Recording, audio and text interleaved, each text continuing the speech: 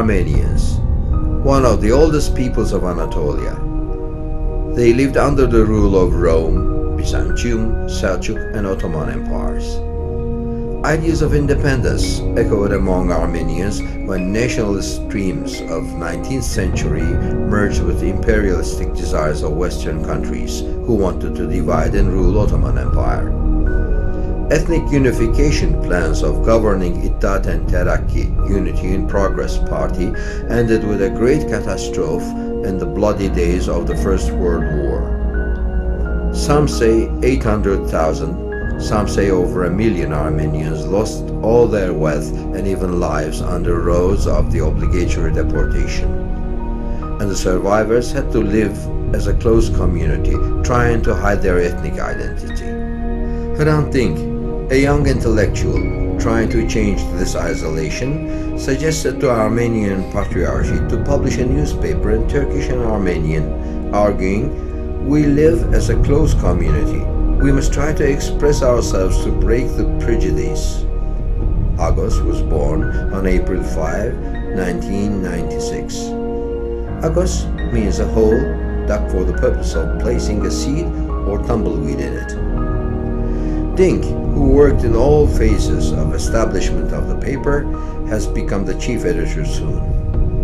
He was determined to write and speak and explain in times when it required courage to think and speak on Armenian issue. In 2002, a case was opened against him due to the words he spoke at a conference in Urfa, where he said, "I am not Turkish, I am from Turkey, I am an Armenian." But this case ended with acquittal. But another article published in Agos with a signature saying that Atatürk's adopted daughter Sabiha Gökçen was in fact an Armenian made Dink a target of racist campaign. Daily bestseller Hürriyet republished this news at the cuff, and the next day Chief of Staff made a declaration saying, "Majority of Turkish people understand the purpose of such publications which target national values, and we are worried." The following day, Dink was invited to the office of Governor of Istanbul and was warned by two mysterious people. Yet, a campaign of attack was launched against Dink by nationalist media. On February 26, 2004, a group of Istanbul Ülke Ocakları members, an ultra-nationalist organization, gathered outside Agos office chanting, "Love or leave, down with Asala," and "We may come suddenly one night," then shouted, "Hrant Dink, you are our target from now on." A sentence he wrote, that fresh blood exists in the noble vein that Armenians would form with Armenia to replace the poisoned blood that Turks would get rid of, which was part of a series of articles in which Hrant criticized diaspora Armenians, became a subject matter of a court case. Shishli Criminal Court of First Instance No. 2 condemned Hrant for explicitly insulting Turkishness under Article 301, despite a contrary expert report. The court gave Hrant a prison term of 6 months, and first the Appeal Court Chamber 9, then the General Assembly of the Appeal Court, despite the objection of the chief prosecutor who found Dink not guilty, approved the decision. Bir gün dahi ceza alırsam yaşamam, giderim.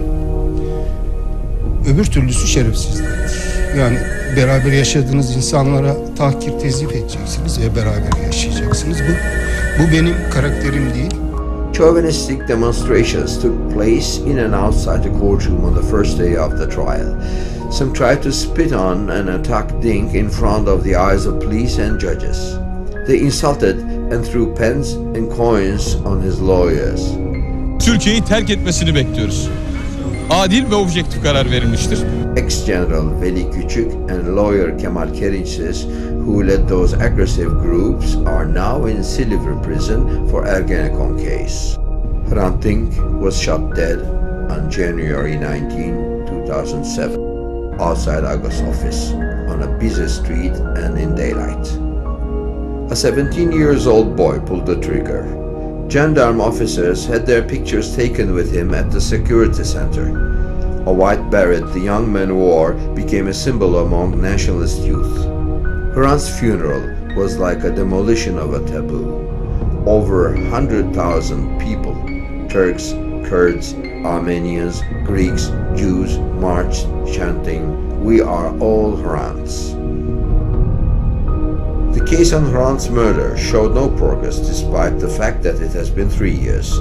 Although it was found out that Erhan Tuncer, being tried as the provocator, was a police agent, and gendarme and police were informed about the assassination plan, demands of intervening lawyers have systematically been overturned.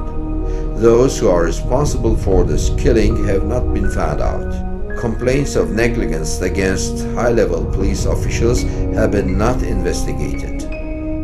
European Human Rights Court merged two applications, one lodged by Hrant about freedom of expression before he was killed, and the other one lodged by his family about negligence on the part of the authorities in Hrant's murder. In its defense, Turkish state kept blaming Hrant Dink with provoking people and tried to establish a parallel with Nazis, comparing the situation with Kunin case. European Human Rights Court found Turkey guilty of violating right of life, freedom of expression, and effective investigation, articles of European Human Rights Convention.